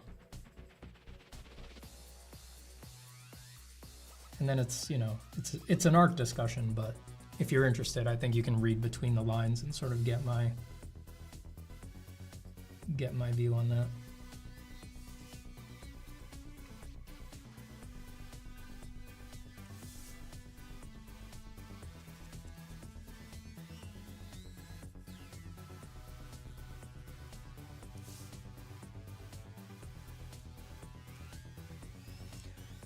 Atali says, hi Steven, doing art for 2+ years now and was stuck in study hell. Recently followed your advice and started my piece, struggling a lot, but it's coming out better than I expected. Just wanted to thank you. That's awesome.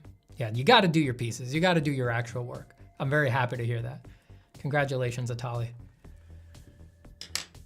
Oh man, guys, my head is really, my head is really starting to hurt. But I wanna keep drawing. I feel like I need to go outside in some fresh air, look at the sun or something. It's really dark in this room, but I don't want to stop drawing. So I'm not getting off yet.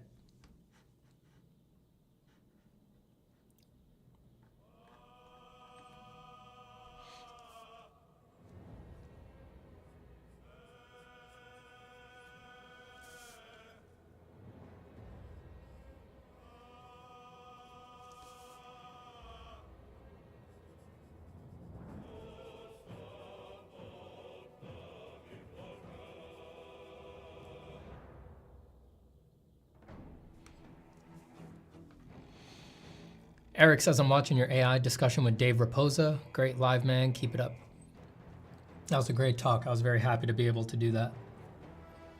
As soon as I saw Dave had done that, I was like, we got to get his thoughts on this in a little bit more detail out there ASAP. I knew right away it was an important thing.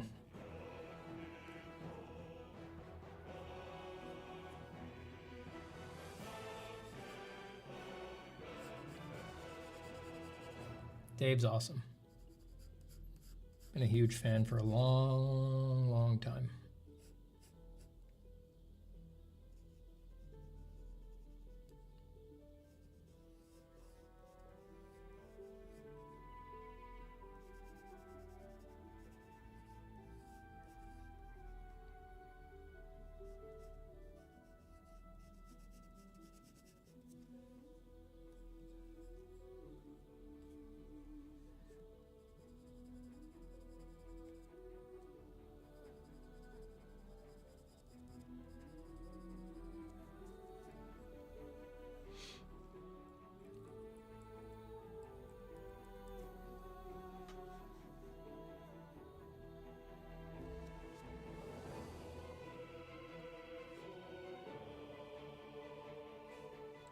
When are you getting a buzz cut? Never.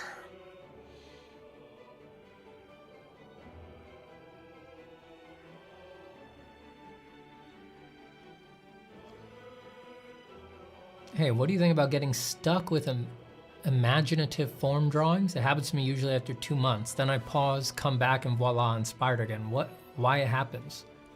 Everything ebbs and flows. You're never gonna be able to do anything consistently for just forever. You know, the world is change. It's gonna happen. Get more magnesium, vitamin D, K2. Yeah, I take my pills, stretch and move around every day. I do. I don't usually feel bad. For the record, I just feel bad today.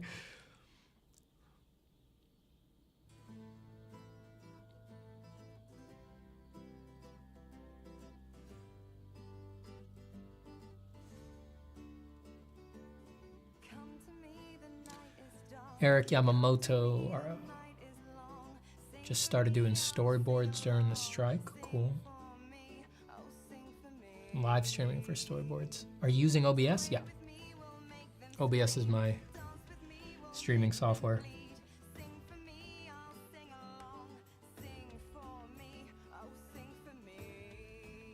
Feels like even though OBS is free, it is the industry standard and it does everything, so. I wonder, are streaming programs that you pay for any better than OBS? I've never tried it, so. Anyone with experience, am I missing out on anything by not paying for a paid for streaming program? I think not. I bet if you pay for a streaming program, it really just is like Pro Tools stuff. I bet it's not anything that would be helpful for someone on my level where I run a pretty easy stream here. It's probably just for people who need to run very complicated streams.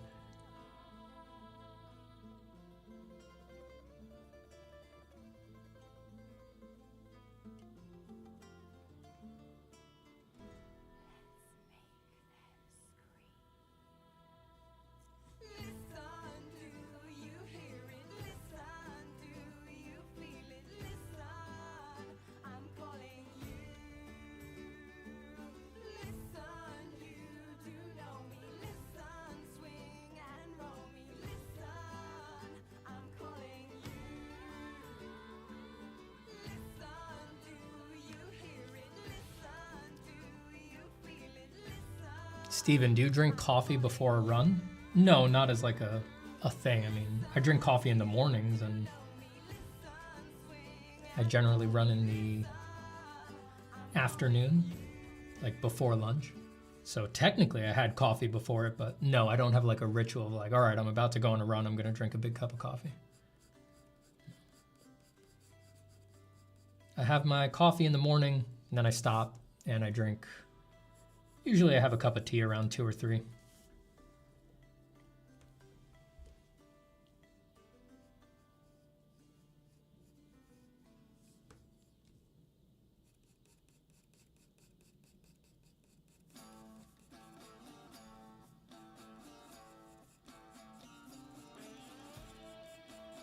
think I'll probably go for a run after this, actually. Oh shit, it's already 1.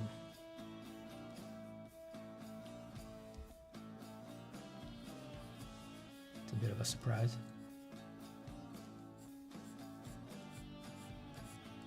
But yeah, I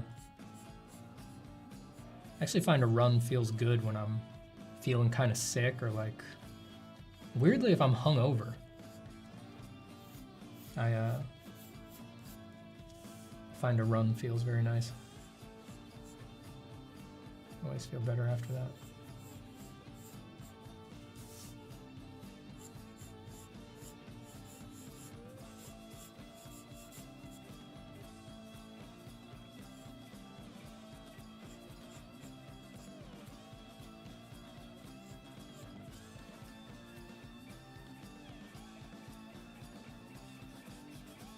Goodbye, Arctic Monkey. Marconi says, latest great movie you watched? I really liked May December. Like a half hour in, I was sitting on the couch saying, oh, I think this is the best movie I've seen all year. Better than Barbie and Oppenheimer for me, personally.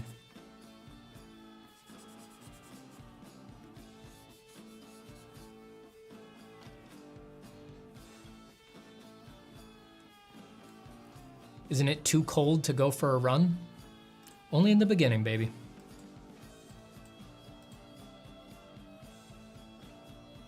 Once you're like a half hour in, you know, doesn't matter how cold it is, you know, you're freaking pushing, so you're gonna get hot.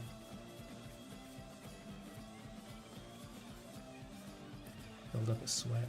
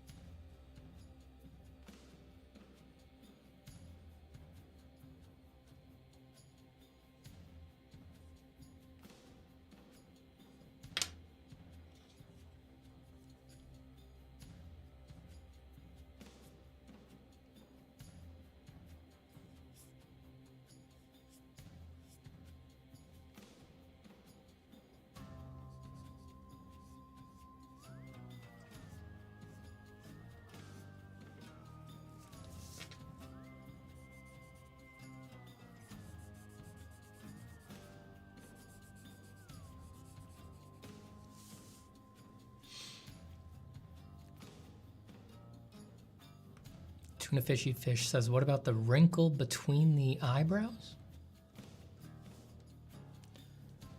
Yeah, I just could go in there. It's just usually things like that. Like on a, you know, if you're trying to reinforce the patriarchy like I am, and you're trying to make a woman feel feminine, you're gonna be very careful about where you put the contrast. So things like that, forms like that are, you know, they stand out when you look at them, but if you squint at the reference, that wrinkle kind of disappears, right? It's too low contrast to make a big difference. Usually save those for last and I'll put them in with the stump because the stump leaves these very low contrast soft lines like that. So forms like that, I like to put those in with the stump rather than scrawling them in with the pencil. Just leave them very subtle.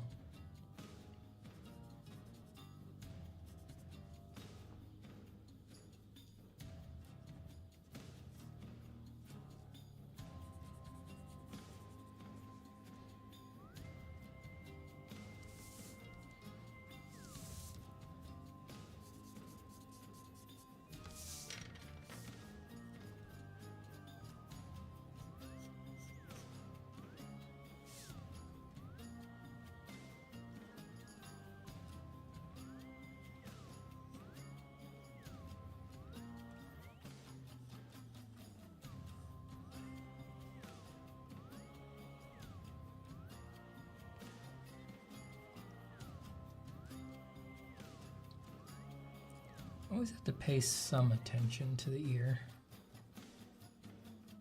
I like to at least spend a little time mapping the shadow shapes.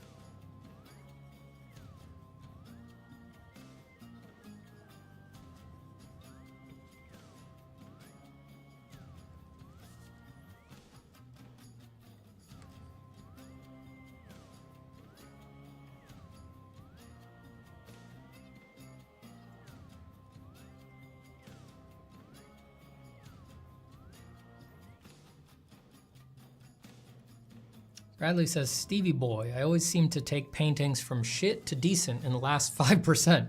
It's with everything, environments to portraits. It's like I need to see most of it and only then can I fix it. Any advice?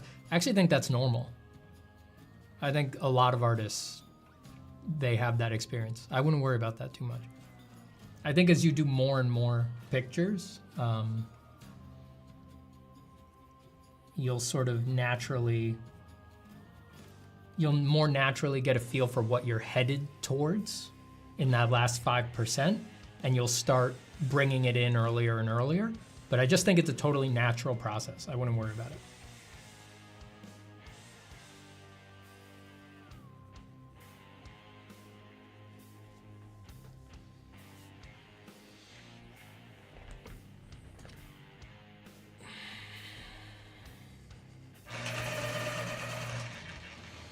Is 90 GSM good for finished pencil drawings? What the hell is this? The thing with the GSM stuff is that it's not actually standardized. This is 300, so my gut says go higher than 90.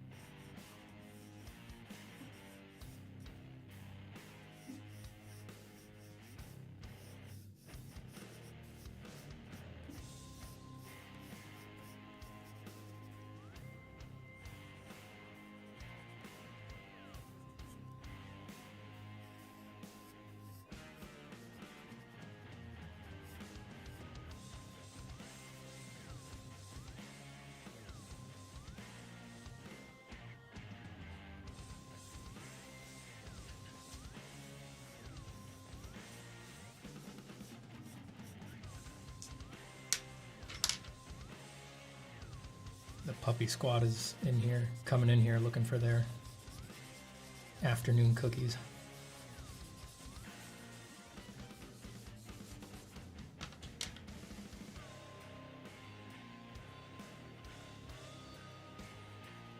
Coming in here like, what, you thought we would forget?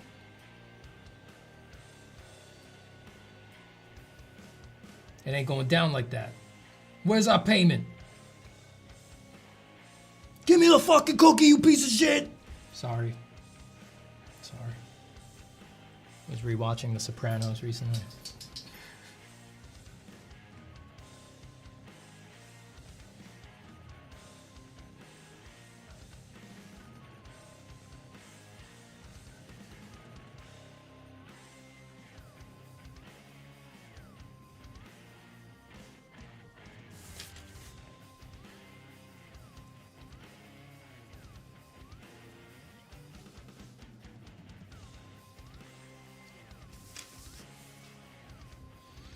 Steve and I am back from dinner. What did I miss? Nothing. I am gonna get off soon though. Yeah, we've been going for 2 hours. I'm about ready to leave this drawing, and I don't want to lay another one. Thanks for hanging out, everybody. Sorry that I didn't draw too much. I'm not feeling so great today. So I was working pretty slowly. We had some good discussions, I think, though. I told you, they're mad at me. You hear what they're saying to me? Owner, you think you owe me? Owner, I'll show you, owner. I'll shit on the ground right here. Guys, easy. Easy. You're gonna get your cookies. Calm down. Calm down, I said. Hey.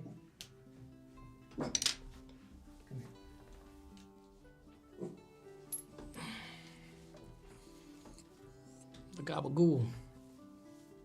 Say goodbye, Winky.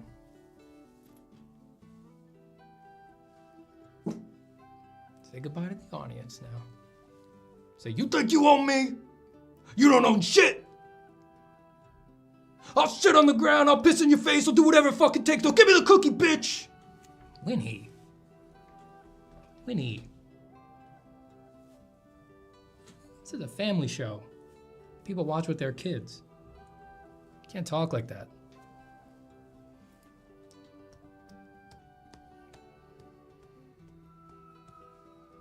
It's a bit much. It's a bit much.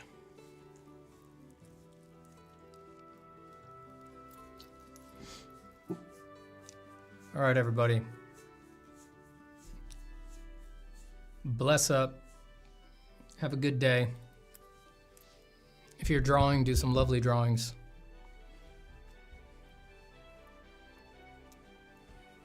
And I will see you again. What frickin' day is it? Well, not tomorrow. I don't stream on Fridays, but I'll see you next week, folks. Actually, I might see you over the weekend. Because I'm going to be at home this weekend. I've been going away on most weekends, so but I'll be around this one, so maybe I will stream over the weekend. Take care, everybody. I will see you soon. Thanks for hanging out. Peace. I know, pup.